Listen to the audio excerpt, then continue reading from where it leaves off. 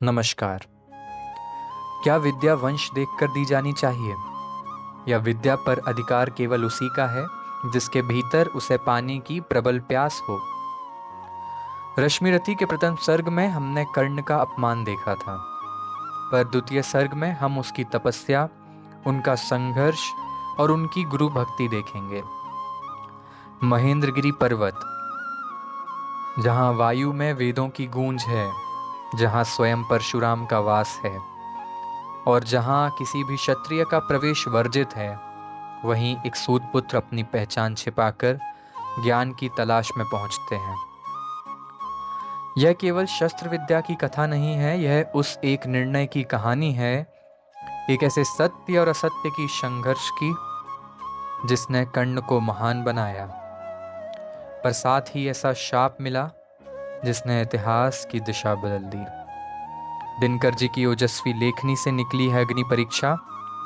प्रस्तुत है रश्मिरथी का द्वितीय सर्ग। शीतल विरल एक कानन शोभित अधित्यका के ऊपर, कहीं उत्स प्रस्त्रवण चमकते झरते, कहीं शुभ्र निर्झर। जहाँ भूमि समतल सुंदर है, नहीं दिखते हैं पाहन, हरियाली के बीच खड़ा है विस्तृत एक उटज पावन। आस पास कुछ कटे हुए पीले धनखेत सुहाते हैं, शशक मूस गिलहरी कबूतर घूम घूम कर्ण खाते हैं। कुछ तंद्रिल अलसित बैठे हैं, कुछ करते शिशु का लेहन, कुछ खाते शाकल्य दिखते बड़े तुष्ट सारे गोधन। हवन अग्नि बुझ चुकी, गंध से वायु अभी पर माती है, भीनी भीनी महक प्राण में मादकता पहुंचाती है। धूप धूम चर्चित लगते हैं, तरु के श्याम छदन कैसे, झपक रहे हों शिशु के अलसित कजरारे लोचन जैसे।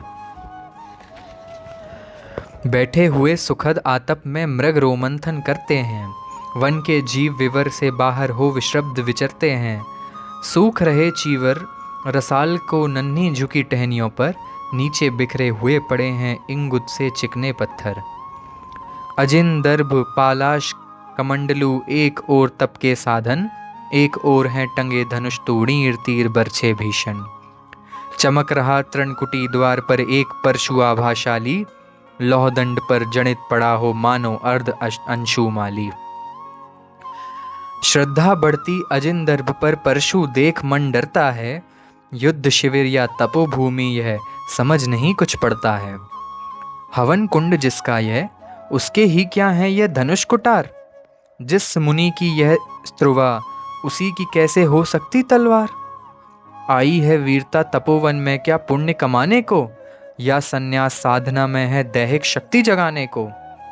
मन ने तन का सिद्ध यंत्र अथवा शस्त्रों में पाया है, या कि वीर कोई योगी से युक्ति सीखने आया है। परशु और तप, ये दोनों वीरों के ही होते श्रृंगार, क्लीव ना तो तप ही करता है, ना तो उठा सकता तलवार। तप से मनुज दिव्य बनता है, क्षण विकार से लड़ता है, तन की समर भूमि में लेकिन काम खड्ग ही करता है। किंतु कौन नर तपोनिष्ठ है यहाँ धनुष धरने वाला, एक साथ यज्ञ अग्नि और असी की पूजा करने वाला। कहता है इतिहास जगत में हुआ एक ही नर ऐसा, रण में कुटिल काल समक्रोधी, तप में महासूर्य जैसा। मुख में वेद, पीठ पर तर्कस, कर में कठिन कुठार विमल, शाप और शर दोनों ही थे जिस महान ऋषि के संबल। यह कुटीर है उसी महामुनि परशुराम बलशाली का, भृगु के परम पुनीत वंशधर व्रति वीर प्रणपाली का। हाँ, वही कर्ण की जांघों पर अपना मस्तक धरकर सोए हैं तरुवर के नीचे आश्रम से किंचित हटकर। पत्तों से छन छन कर मीठी धूप माघ की आती है, पड़ती मुनि की थकी देह पर और थकान मिटाती है। कर्ण मुग्ध हो भक्ति भाव में मगन हुआ सा जाता है, कभी जटा पर हाथ फेरता पीठ कभी सहलाता है। चढ़े नहीं चींटियां बदन पर, पड़े नहीं तृणपात कहीं, चढ़े नहीं चींटियां बदन पर, पड़े नहीं तृणपात कहीं। कर्ण सजग हैं, उचट जाए गुरुवर की कच्ची नींद कहीं। वृद्ध दे तप से कृश काया, उस पर आयुध संचालन, हाय पड़ा श्रम भार देव पर असमय यह मेरे कारण, किंतु वृद्ध होने पर भी अंगों में है क्षमता कितनी, और रात दिन मुझ पर दिखलाते रहते ममता कितनी। कहते हैं ओ वत्स, पुष्टि कर भोग न तू यदि खाएगा, मेरे शिक्षण की कठोरता को कैसे सह पाएगा। अनुगामी यदि बना कहीं तू खान पान में भी मेरा, सूख जाएगा लहू बचेगा हड्डी भर ढांचा तेरा। किस तरीके से परशुराम कर्ण को शिक्षा देते हैं, इन कुछ पंक्तियों में हमें जानने को मिलेगा। जरा सोच कितनी कठोरता से मैं तुझे चलाता हूँ, और नहीं तो एक पाँव दिन भर में रक्त चलाता हूँ। इसकी पूर्ति कहाँ से होगी, बना अगर तू सन्यासी, इस प्रकार तो चबा जाएगी तुझे भूख सत्यानाशी। पत्थर सी हो मांसपेशियां लोहे से भुजदंड अभय, नस नस में हो लहर आग की तभी जवानी पाती जय। विप्र हुआ तो क्या रखेगा रोक अभी से खाने पर, कर लेना घनघोर तपस्या वय चतुर्थ के आने पर। ब्राह्मण का है धर्म त्याग, पर क्या बालक भी त्यागी हो। जन्म साथ शिलोच वृत्ति के ही क्या वे अनुरागी हों। क्या विचित्र रचना समाज की गिरा ज्ञान ब्राह्मण घर में, मोती बरसा वैश्य वेशम में पड़ा खड्ग क्षत्रिय कर में। खड़ग बड़ा उद्यत होता है, उद्यत होते हैं राजे, इसलिए तो सदा बजाते रहते वे रण के बाजे।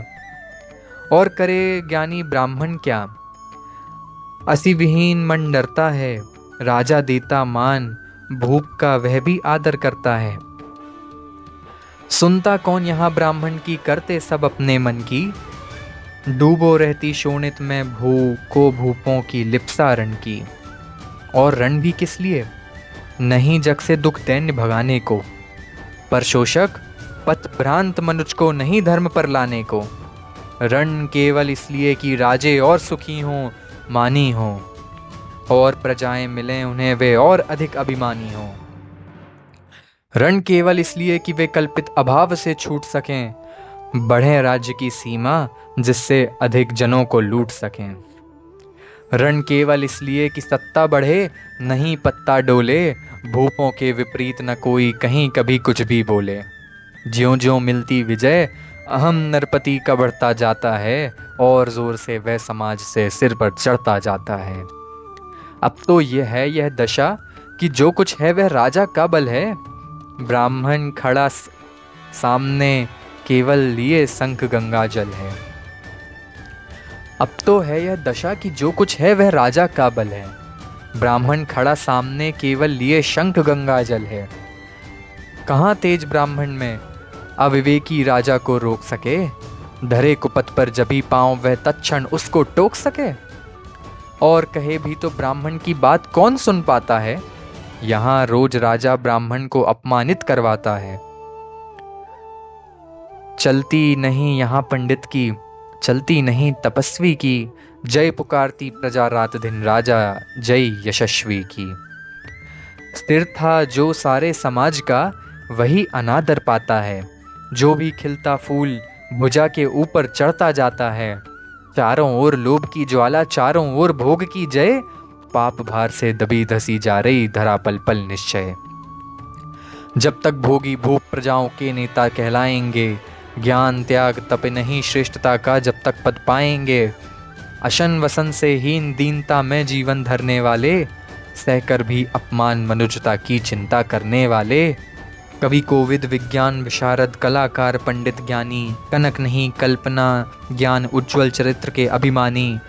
इन विभूतियों को जब तक संसार नहीं पहचानेगा, राजाओं से अधिक पूज्य जब तक ना इन्हें वह मानेगा, तब तक पड़ी आग में धरती इसी तरह अकलाएगी। चाहे जो भी करे दुखों से छूट नहीं वह पाएगी। थकी जीभ समझाकर गहरी लगी ठेस अभिलाषा को, भूप समझता नहीं और कुछ छोड़ खड़क की भाषा को। रोक टोक से नहीं सुनेगा, नृप समाज अविचारी है। ग्रीवाहर निष्ठुर कुठार का यह मदांध अधिकारी है। इसीलिए तो मैं कहता हूँ, अरे ज्ञानियों खड़क धरो, हर न सका जिसको कोई भी, भूखा वह तुम त्रास हरो। नित्य कहा करते हैं गुरुवर, खड़ग महाभयकारी है। इसे उठाने का जग में हर एक नहीं अधिकारी है। वही उठा सकता है इसको जो कठोर है, कोमल भी। इसमें हो धीरता, वीरता और तपस्या का बल भी। वीर वही है जो कि शत्रु पर जब भी खड़ग उठाता है, मानवता के महागुणों की सत्ता भूल न जाता है। सीमित जो रख सके खड़ग को, पास उसी को आने दो। विप्र जाति के सिवा किसी को मत तलवार उठाने दो। जब जब मैं शरचाप उठा कर तब कुछ दिखलाता हूँ, सुनकर आशीर्वाद देव का धन्य धन्य हो जाता हूँ। जियो जियो ऐ वत्स, तीर तुमने कैसा यह मारा है। दहक उठा वन उधर, इधर फूटी निर्झर की धारा है। कर्ण क्या अपने आप में सोचते हैं कि किंतु हाय ब्राह्मण कुमार सुन प्राण कांपने लगते हैं। मन उठता धिक्कार, हृदय में भाव ग्लानि के जगते हैं। गुरु का प्रेम किसी को भी क्या ऐसे कभी खला होगा, और शिष्य ने कभी किसी गुरु को इस तरह छला होगा। पर मेरा क्या दोष, हाय मैं और दूसरा क्या करता। पी सारा अपमान द्रोण के मैं कैसे पैरों पड़ता, और पांव पड़ने से भी क्या गुण ज्ञान सिखलाते वे। एक लव्य सा नहीं अंगूठा क्या मेरा कटवाते वे। हाय कर्ण तू क्यों जन्मा था, जन्मा तो क्यों वीर हुआ। कवच और कुंडल भूषित भी तेरा अधम शरीर हुआ। धस जाए वह देश अतल में गुण की जहां नहीं पहचान। जाति गोत्र के बल से ही आदर पाते हैं जहां सुजान। नहीं पूछता है कोई तुम व्रती वीर या दानी हो, सभी पूछते मात्र यही तुम किस कुल के अभिमानी हो। मगर मनुज क्या करे, जन्म लेना तो उसके हाथ नहीं। चुनना जाति और कुल अपने बस की तो है बात नहीं। मैं कहता हूँ अगर विधाता नर को मुट्ठी में भरकर कहीं छीट दे ब्रह्मलोक से ही नीचे भूमंडल पर, तो भी विविध जातियों में ही मनुज यहाँ आ सकता है। नीचे ही क्यारियां बनी तो बीज कहाँ जा सकता है। कौन जन्म लेता किस कुल में, आकस्मिक ही है यह बात। छोटे कुल पर किंतु यहाँ होते तब भी कितने आघात। हाय जाति छोटी है तो फिर सभी हमारे गुण छोटे। जाति बड़ी तो बड़े बने, रहें लाख चाहे खोटे। गुरु को लिए कर्ण चिंतन में था, जब मग्न अचल बैठा। तभी एक विस्कीट कहीं से आसन के नीचे बैठा। वज्र दृष्ट वह लगा कर्ण के अरु को कुतर कुतर खाने, और बनाकर छिद्र मांस में मंद मंद भीतर जाने। कर्ण विकल हो उठा, दुष्ट भौरे पर हाथ धरे कैसे। बिना हिलाए अंग कीट को किसी तरह पकड़े कैसे। पर भीतर उस धसे कीट का तक हाथ नहीं जा सकता था। बिना उठाए पांव शत्रु को कर्ण नहीं पा सकता था। किंतु पांव के हिलते ही गुरुवर की नींद उचट जाती। सहम गई वह सोच कर्ण की भक्ति पूर्ण विहिल छाती। सोचा उसने अतः कीट यह पिए रक्त पीने दूंगा। गुरु की कच्ची नींद तोड़ने का पर पाप नहीं लूंगा। बैठा रहा अचल आसन से कर्ण बहुत मन को मारे। आ निकाले बिना शिलासी सहनशीलता को धारे। किंतु लहू की गर्म धार जो सहसा आंग लगी तन में। परशुराम जग पड़े रक्त को देख हुए विस्मित मन में। कर्ण झपट कर उठा इंगितों में गुरु से आज्ञा लेकर। बाहर किया कीट को उसने शत में से उंगली देकर। परशुराम बोले शिव शिव तूने यह की मूर्खता बड़ी। सहता रहा अचल जाने कब से ऐसे वेदना कड़ी। तनिक लजाकर कहा कर्ण ने, नहीं अधिक पीड़ा मुझको। महाराज क्या कर सकता है यह छोटा कीड़ा मुझको। मैंने सोचा हिला डुला तो वृथा आप जग जाएंगे। क्षण भर को विश्राम मिला जो नाहक उसे गवाएंगे। निश्चल बैठा रहा सोच यह कीट स्वयं उड़ जाएगा। छोटा सा यह जीव मुझे कितनी पीड़ा पहुंचाएगा। पर यह तो भीतर धंसता ही गया, मुझे हैरान किया। लज्जित हूं इसलिए कि सब कुछ स्वयं आपने देख लिया। परशुराम गंभीर हो गए, सोच न जाने क्या मन में। फिर सहसा क्रोधा अग्नि भयानक भभक उठी उनके तन में। दांत पीस आंखें तरेद कर बोले, कौन शली है तू? ब्राह्मण है या और किसी अभिजन का पुत्र बली है तू? सहनशीलता को अपनाकर ब्राह्मण कभी न जीता है, किसी लक्ष्य के लिए नहीं अपमान हलाहल पीता है। सह सकता जो कठिन वेदना, पी सकता अपमान वही, बुद्धि चलाती जिसे तेज का, कर सकता बलिदान वही। नहीं यह हो सकता, किसी दशा में भी स्वभाव अपना वह कैसे खो सकता? कसक भोगता हुआ विप्र निश्चल कैसे रह सकता है? इस प्रकार की चुभन वेदना क्षत्रिय ही सह सकता है। तू अवश्य क्षत्रिय है पापी, बता ना तो फल पाएगा, परशुराम के कठिन शाप से अभी भस्म हो जाएगा। क्षमा क्षमा हे देव दयामय, गिरा कर्ण गुरु के पद पर, मुख विवर्ण हो गया, अंग कांपने लगे भय से थर थर। सूत पुत्र मैं शूद्र कर्ण हूँ, करुणा का अभिलाषी हूँ, जो भी हूँ पर देव आपका अनुचर अंतेवासी हूँ।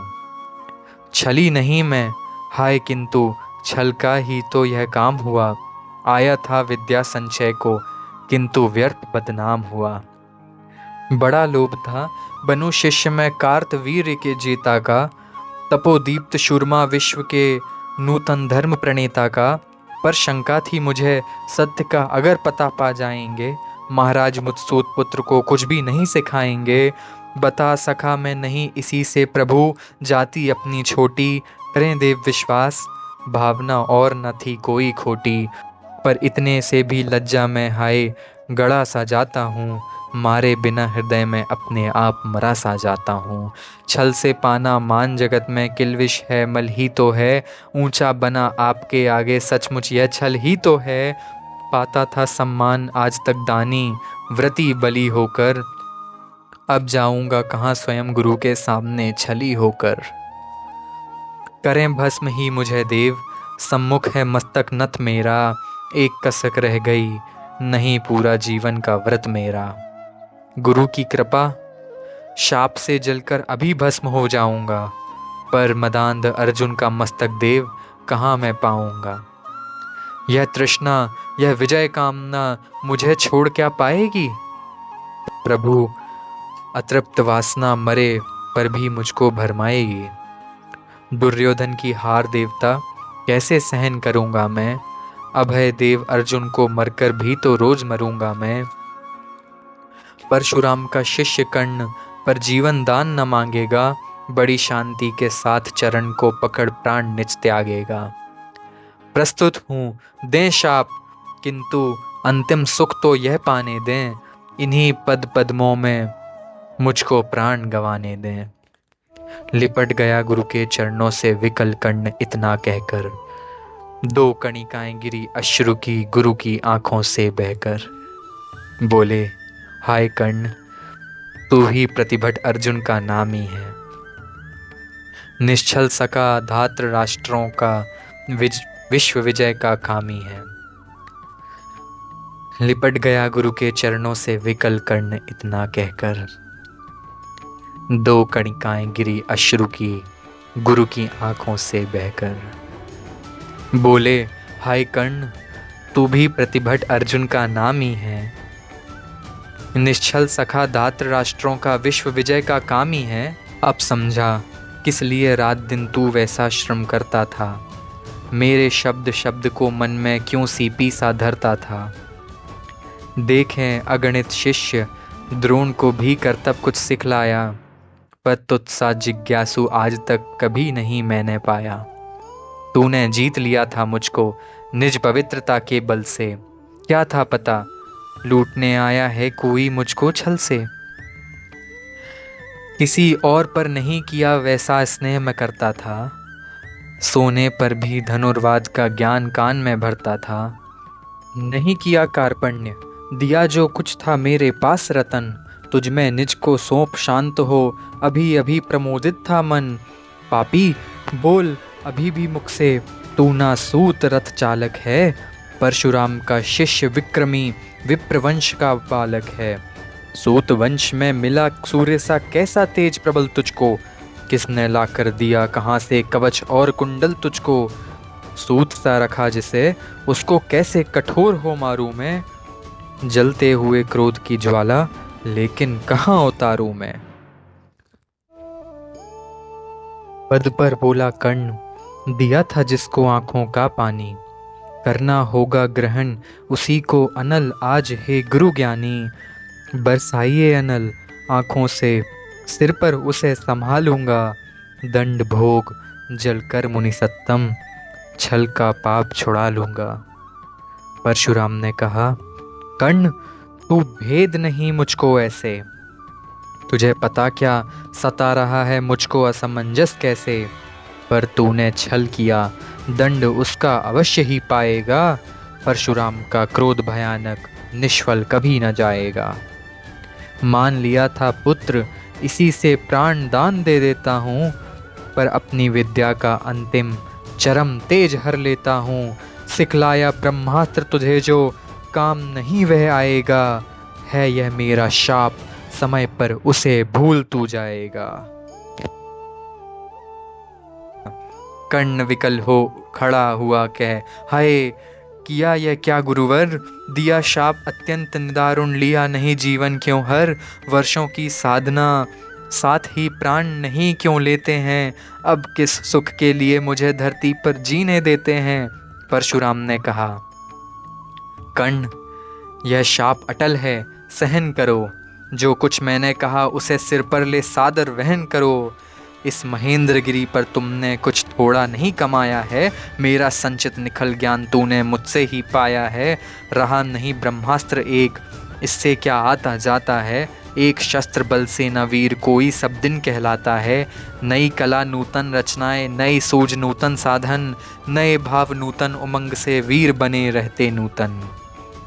तुम तो स्वयं दीप्त पुरुष हो कवच और कुंडलधारी, इनके रहते तुम्हें जीत पाएगा कौन सुभट भारी।